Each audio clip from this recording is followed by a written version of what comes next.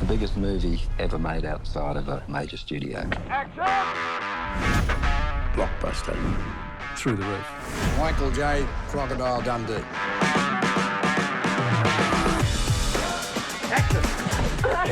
It's sensational. That's not a knife. That's a knife. Right at the start, John wanted to make a movie. We'd never made a movie. We grew up in Granville, and in Granville you learnt to have a go. So we were having a go. He was the brains of the outfit. John said, you know, we're going into show business. The Paul Hogan show was huge. Good evening, viewers. Gravitas, swagger, those guys had it in spades. Now, nobody knew anything about Australia, really. G'day, America. We wanted to make a movie that appealed to people from 7 to 70. Here's to Crocodile Dundee. I virtually wrote it walking down the street. Laughed my frock off. I said, well, now there's an opportunity and I think we should grab it. There was one significant naysayer. It was his view the script was a load of bollocks. It's stuffed. Linda freaked. She suddenly recognised, well, hang on, I'm working with an amateur here. Nothing like a double bourbon to start the day off right. I wasn't prepared for what it really was. I get a phone call from Packer. He had put in some money and then pulled it out. It left us with a shortfall, but John, he loved to solve problems. Hogan said, let's go make a movie. Crocodile Dundee is a good film.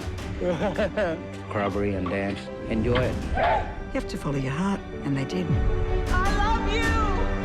Strop. There's probably never been anything so large across the spectrum. Fun, larrikinism. To the rest of the world, that was Australia. This was a terrific Australian film. Oh, mates. He'd have taken a bullet for me, John. She's done a great job, Hayes, really. I miss me mate, the old Strop. It changed my life.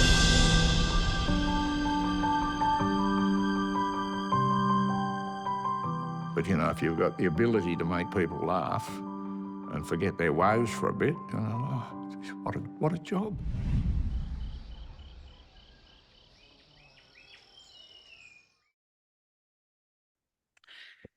Hello, everyone. Welcome to Screen Space. I'm Simon Foster. The film became the most beloved and successful Australian movie ever, born of a friendship that symbolised true Aussie mateship. 40 years ago, Crocodile Dundee swept the global box office, a feat shepherded by producer John Cornell, working alongside his friend Paul Hogan.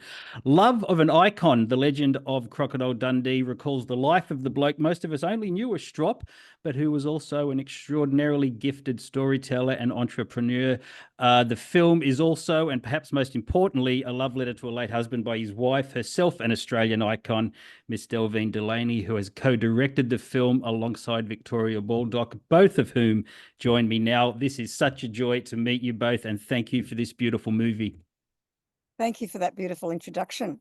We're flattered. Yeah, thank you very much for having us. Ah, lovely. Beautiful setting there. We'll just establish we're in the Byron surrounds, aren't we?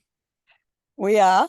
So if you see a bit of mozzie smacking, it's testament to the fact that we're in the wet tropics. The wet tropics. Okay, so if there's any insect interruption, we'll know what it's all about. Fine.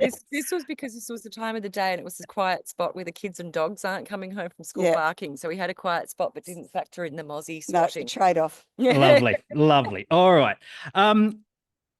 Let's get straight into it. I'm a film buff, and I was there for Crocodile Dundee's first run, saw it at the Hoyts Entertainment Centre. But there's so much in Love of an Icon that I just didn't know.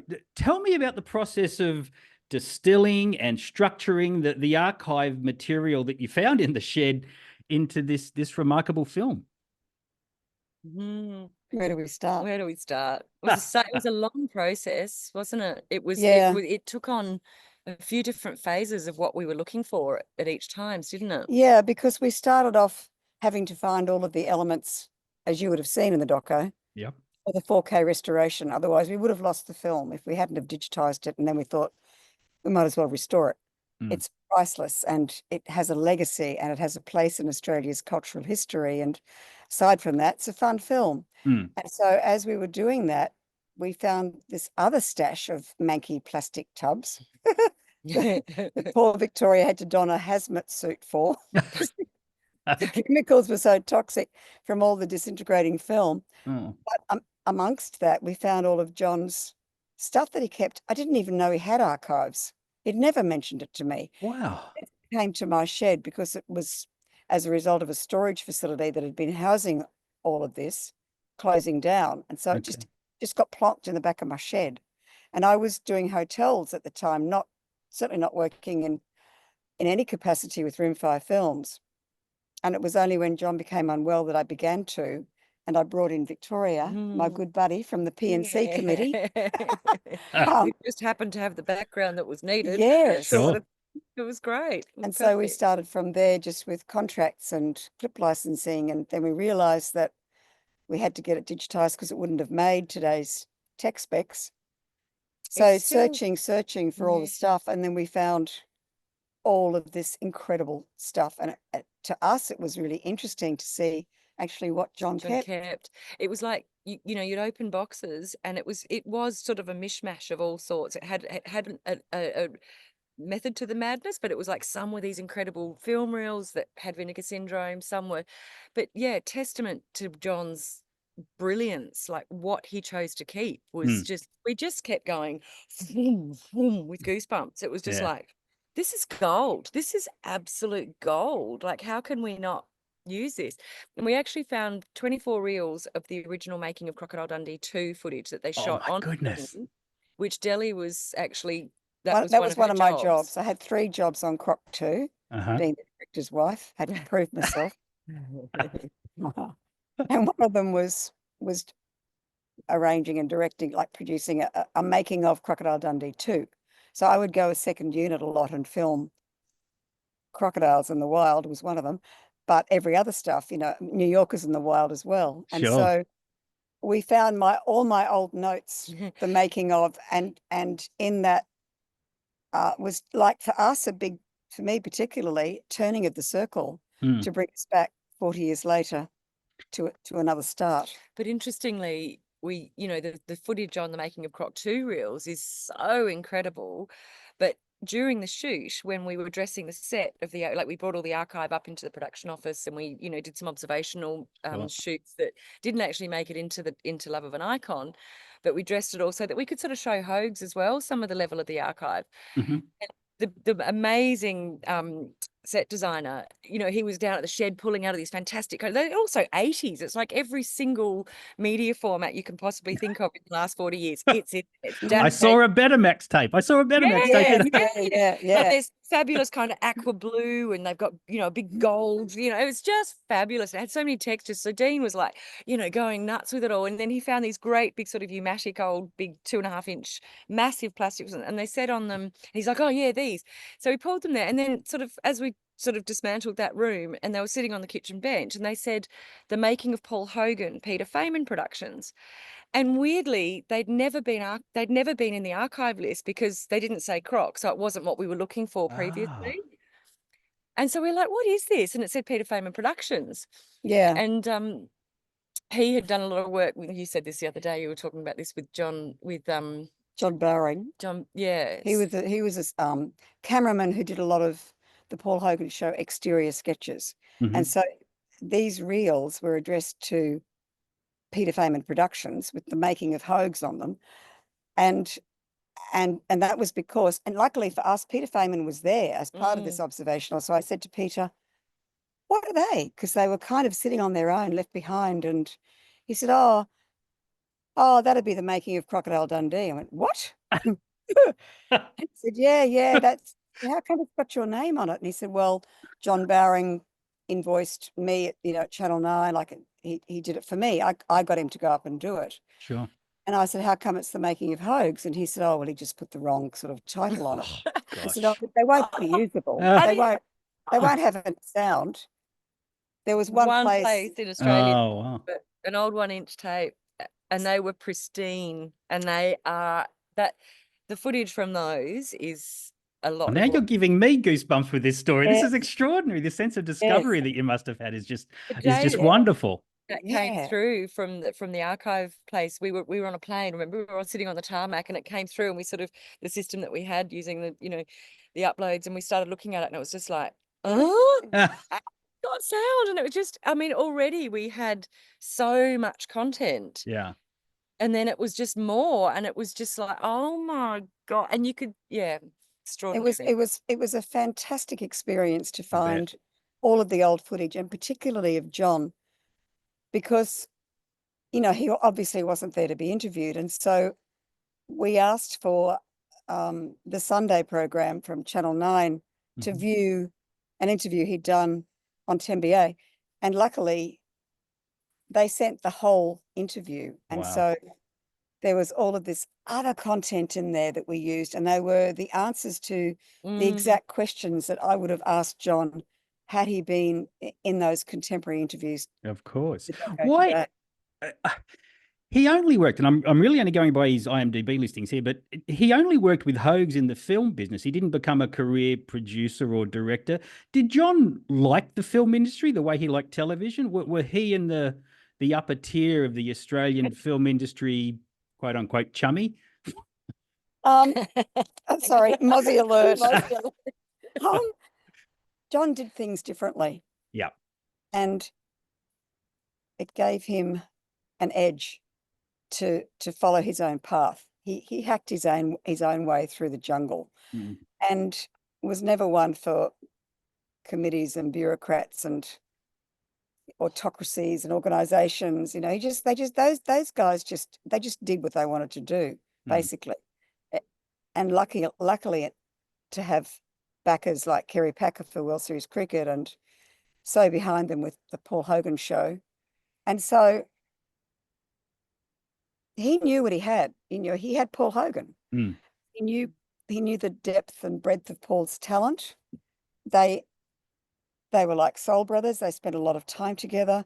John could anticipate almost Paul's reaction to something, knew when he wasn't trying hard enough, knew when to prod him and how. And so I think that they just set out to do this film, and because it was so successful, and they didn't really want to, well, John didn't want to even do Croc 2. Paul did. So he co-wrote that with Brett, his son. Yep. And John directed it. But you can see the difference from my point of view. Yep, sure. From when John and Paul wrote together and when they didn't.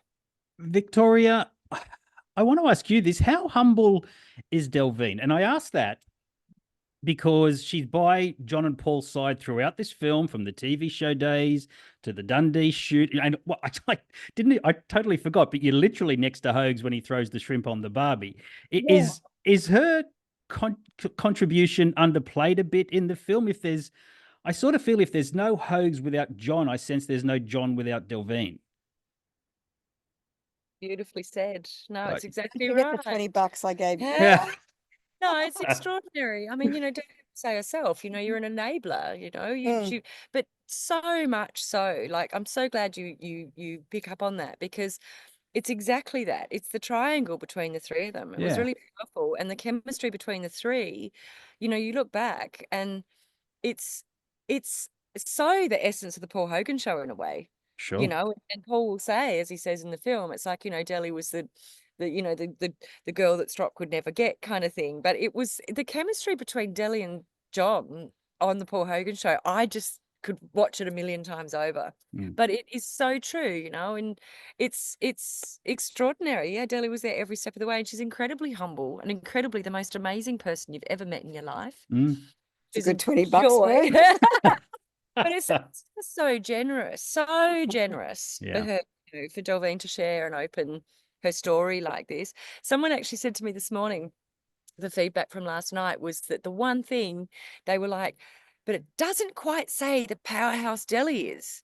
And I was like, that's interesting. But also, in a story that's told by her, as an icon is, you can't, you're not blowing your own trumpet in that sort of way. So it's really lovely, actually, that you pick up on that.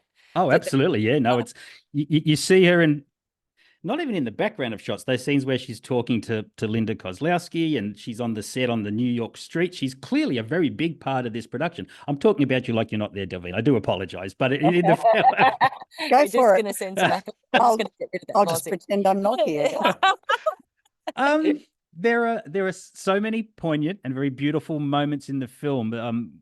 when the late David Gulpilil drops into his Indigenous language to recall the corroboree scene. Oh, I got so teary. That was just the most beautiful moment.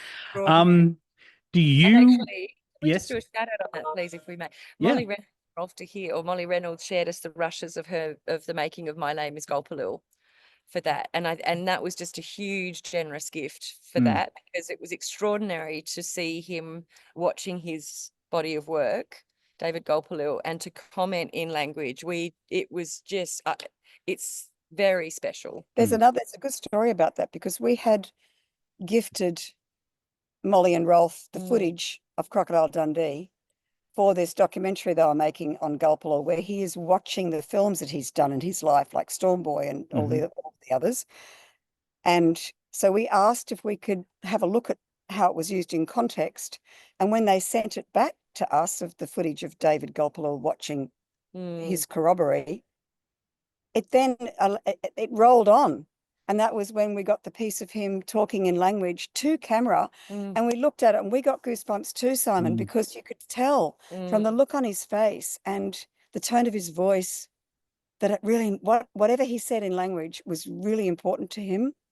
And so then we had to reach out to his mob in Arnhem Land to get it translated, to find out that and confirm that, yes, indeed, he was saying what respect John and Paul had for mob, to do the right thing completely and follow all the correct protocols and show reverence for their culture, and that it was real stuff, as he said it. This was real corroboree, and his full ceremonial body paint. And you know, he talked so highly of the fact that they took those extra steps to make sure that it was all correct. And I think too that, you know, John grew up in Kalgoorlie, and so back in the late 40s, mob would come in from the desert in very little clothing and hardly had contact with white men. And so I think that gave John a fascination and a real connection with mob.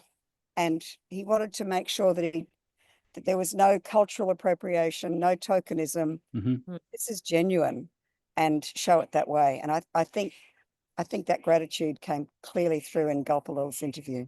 Yeah, I think so as well. I should point out, I wanted to wait for the 4K restoration before watching it, but to prepare for this interview, I did have a look at it again.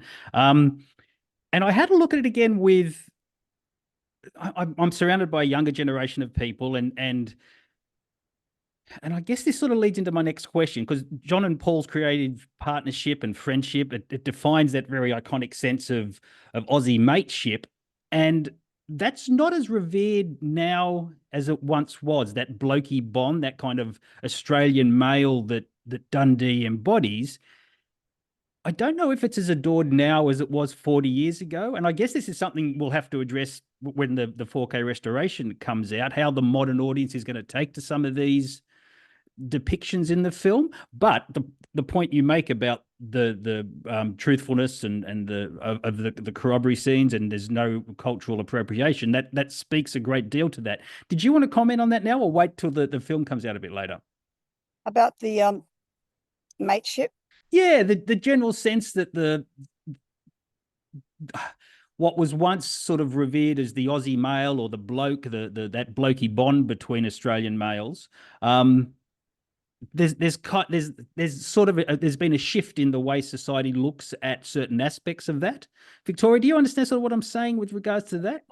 I think what's sort of bringing up for me is, you know, it was really interesting in putting the narrative down. Like, you know, even the context in the 80s, and it was big. It was like, you know, big colors, big hair, big business, big visions, big dreams. But there was still the values that underpinned everything. That's what kept coming up for us. It was like, you know, and it is going to be really interesting how the younger audience, you know, and it's very generational, you know, it's very generational from those who were, you know, adults when they saw it in the cinemas, those of us who were kids and saw it in the cinemas or missed it in the cinemas and then saw it on the old VHS from the service station because your mum and dad took you down there, you know, and then the younger kids. And we find that there's almost like generations that completely missed it. Then it's on streaming. So but it holds up. Well, Like, that's what I was going to say, that I was expecting to watch it and go, oh, cringe this, cringe that, but I didn't at all. I and thought, this is where Linda in her interview also sort of says, you know, he was a superhero. He wasn't half bug and he wasn't some metal. He was just this ordinary guy, but he was a superhero because everyone saw something of themselves in him. And that is a conversation probably for the encore cut, but it was kind of really cool to look at the footage of that mateship and the values that underpinned it all, and try and sort of put that forward in this really sexy kind of 80s way, in a way, because all that footage is sexy. I mean, they were all gorgeous. They were all running around looking fantastic. The guys, you know, on set in their undies putting the rubber style into the thing. Like, it's having a smoke in their Speedos. It was a great scene. How many fields can you do? Yeah. I mean, Tom Gleeson, when he launched, introduced the open air cinema premiere in January, he prefaced it with, okay, people, this was the 80s. People smoked, they The drank, warning. and they enjoyed it. Yeah, You know, exactly. but it's like, wow, there was some smoking going on that set. It was really funny. But overall, it was gorgeous, and it looked good, and it looked sexy, and it looked fun. It And sure did. And that comes across. It still comes across. And, you know, regarding the blokiness, it wasn't like Mick was blokey. He was just a genuine Aussie outback man, you know, and with some rough edges and initially a bit of a chauvinistic attitude, but he came around, you know, he listened to Sue. And so I would hope that we never lose mateship between men, regardless of the day and age. I think what we attempted to do in Love of an Icon was to highlight the values that are inherent in that film, that are intangible but clearly felt, without getting preachy about it or without making a big deal about it. You know, Crocodile Dundee is a very simple film. It's a love story, fish out of water. That genre has been told many times, but the difference is that we had Mick Dundee. It was this really approachable, authentic, likable Aussie, and honest and unashamedly opinionated, but not going to ram it down your throat, you know. And even at the open air cinema one night premiere in January, my grandchildren were there, and they all got it. Sure. They all loved it. It's still a terrific little family film, and yeah, you know, it's of its time. Film. It's of its No, time. come on, it's a cracker. But it was also ahead of its time in some ways. You know, who would have thought that 40 years later it would reach the far future? And it has. And we wouldn't be doing an encore cut, and we named it that because we felt it needed a round of applause for what it contributed to our culture. We wouldn't be doing it if there was any doubt about a re-release. And I mean, it really is still loved around the world by millions. It's all over the world, you know. Oh, and for sure. Yeah. we had to keep delivering to meet tech specs of, you know, platforms continuing on. And it was like, you know, because it just keeps going. I think part of that timelessness is that it's so beautifully cinematic too. The camera work is still some of the most beautiful that we've ever put on film in this country. And then when it's transferred to New York City, it takes on a whole energy, which is, you know, addressed in the documentary, how that became a whole other kind of filmmaking when you got over there. All the emotion of it aside, it's a terrific making of documentary as well. Like I say, there's so much in it that I didn't know about.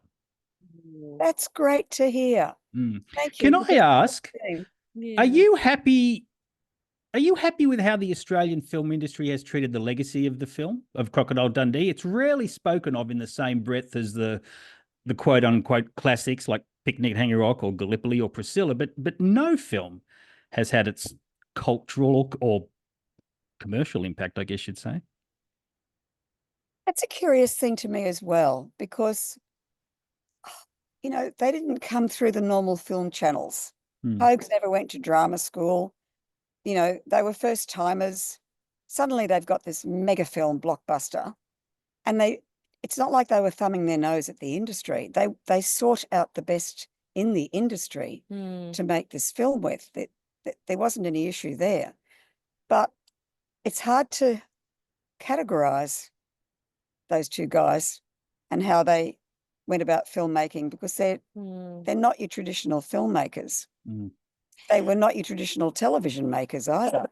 And so it's a bit hard to kind of put them into a box of where do we fit this? I think too, like that exceptional level of box office success, which is just extraordinary to try and translate that into today's numbers, which, you know, we have that in Love of an Icon. I won't blow the secret so that the listeners can come and see that and get that some. No, but it's, you know, it's funny to kind of focus on the money, because it's not just the money, and you know, and that's where even in the marketing, and we're looking at, you know, Australia's most successful film ever. Actually, it's the most iconic, or one of the most iconic films ever. It doesn't matter, but I think perhaps that it just put it in such a different laneway.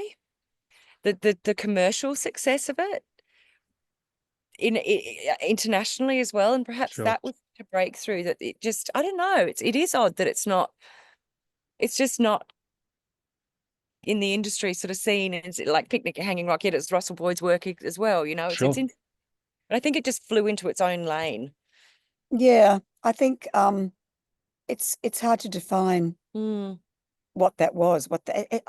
It's magic to me. Lightning in a bottle. Yeah, it is. It's just these things that are inexplicable, and don't even make an attempt to try to unravel that, because we did. And I'm not even quite sure that we managed to encapsulate everything that we wanted to. Oh, there's so much we could put in still, like, isn't there? I mean, it could have been.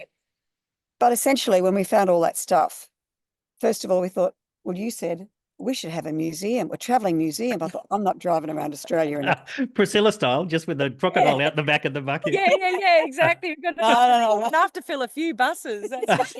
Yeah, no, let's make a doco. Let's close the circle, if you like.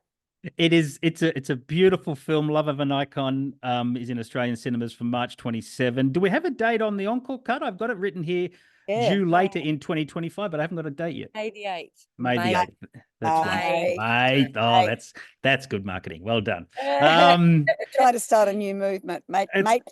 Mate day. That's a great idea.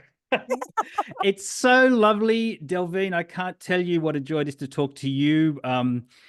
Of all the DVD box sets I own, the Blankety Blanks box set is the one we watch the most, largely because of you.